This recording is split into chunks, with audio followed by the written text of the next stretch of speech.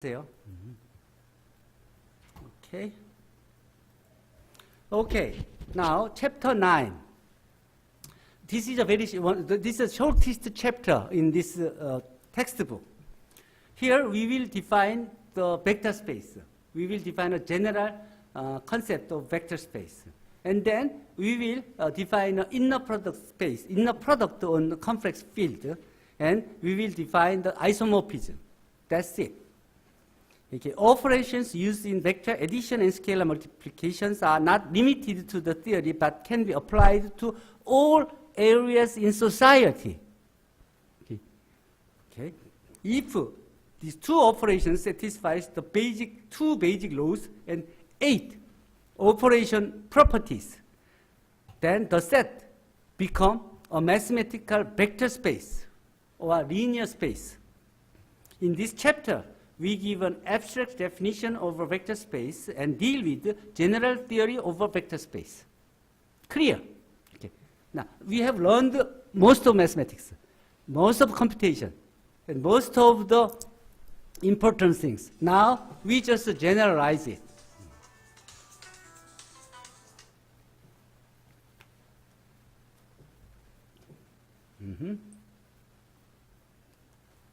Okay. Now, first, section 9.1, vector space.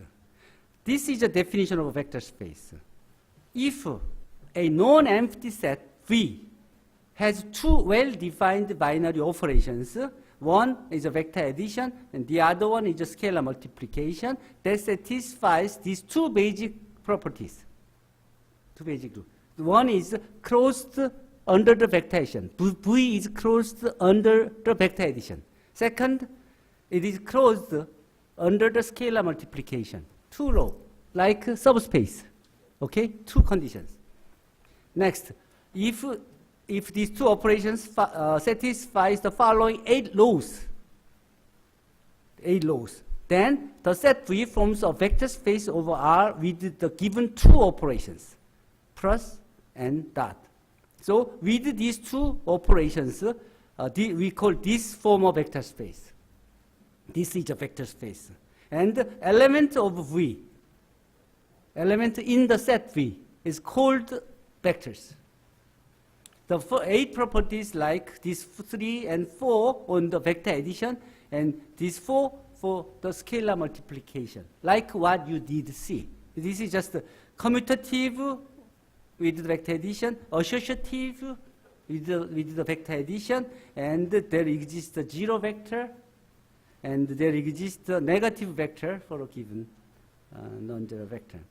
And the scalar multiplication is like these 3 distributive laws, and one says if you multiply scalar 1 on any vector, then it doesn't make any changes. So 4 properties for vector addition and 4 properties for the scalar multiplications. Then if V with 2 operations satisfies 2 basic properties and 8 operational properties, total 10 properties, then we call V forms a vector space with those 2 operations, binary operations. Okay, here 0 is called the zero vector, and minus is called the negative vector of X. Okay. And as you see, the vector addition and scalar multiplication is defined like you did see before, and it has the same properties like you did see on the subspaces, and it has 0, and this is a set of matrices, set of n by n matrices. This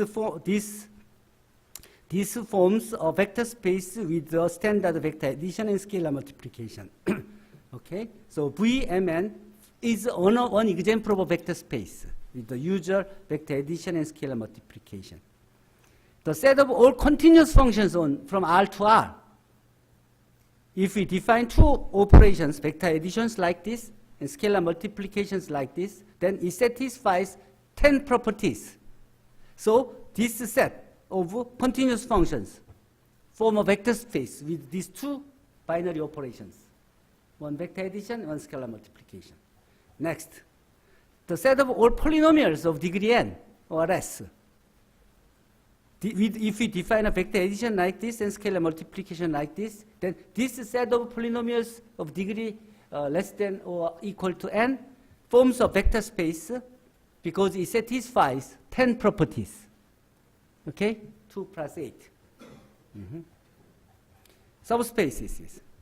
If V is a vector space and W is a non-empty subset of V, then we call, if this W forms a vector space with the same operations that V has, then W is called a subspace of V. Okay? And this is a two-step subspace test. If W is a non-empty subset of V, and W is closed under the vector addition, and W is closed under scalar multiplication, then it is a subspace of a vector space. Because of every other 8 operational properties satisfies for all vectors in V, so it should satisfy for the W as well. So all we need is 2 basic properties to check any non-empty subset is whether a subset or subspace or not. Only 2 properties.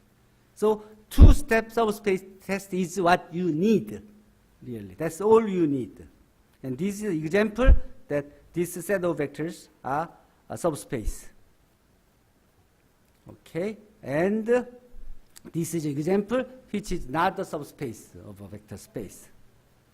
And here also, if S is a set of vectors in V, then the span of S also form a subspace, like what you saw.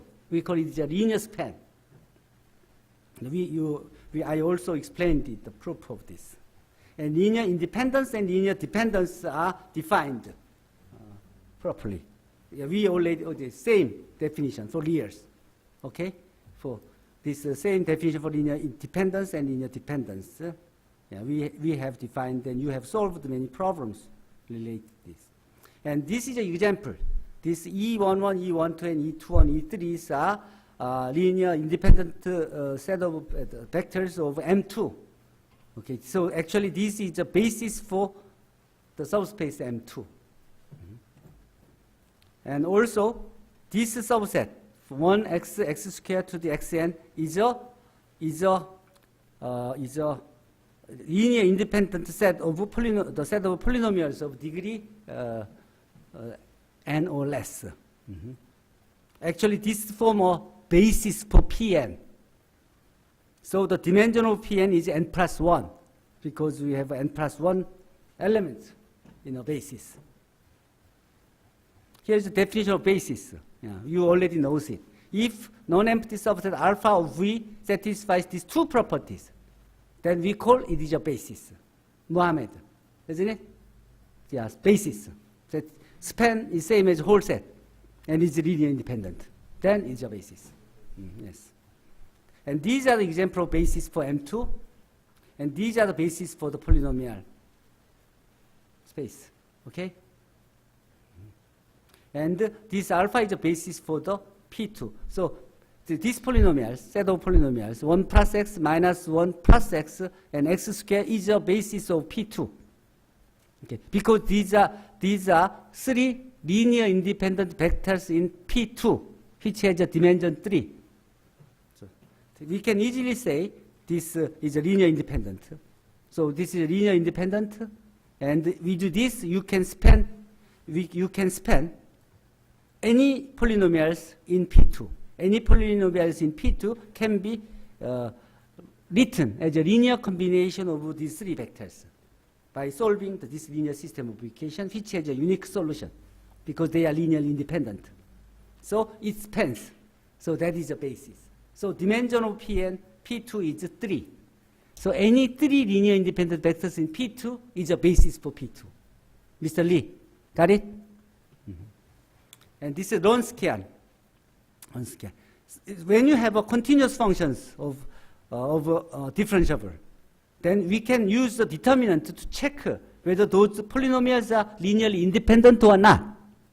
Without the knowledge of linear algebra, you cannot do it. It's difficult. But with the knowledge of the determinant, you can easily check those polynomials are linear independent or not. here is it. You just write down the polynomials as a first row, and find the least, fill out the second row with the first derivative of those functions, and last row with the n minus first derivatives of each functions. Then you have an n by n matrix. Then you can find the determinant of it. If it is 0 for all x, then it's linear dependent. But if it is not 0 for some x, then it is linearly independent, which we like to have. Okay, that's the Wronskian proved it.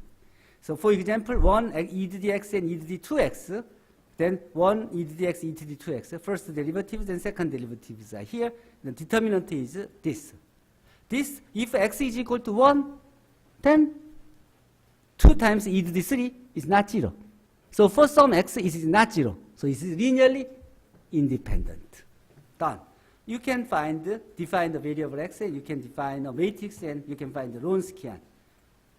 And the determinant of this matrix, which is the Wronskian, is this, like you see.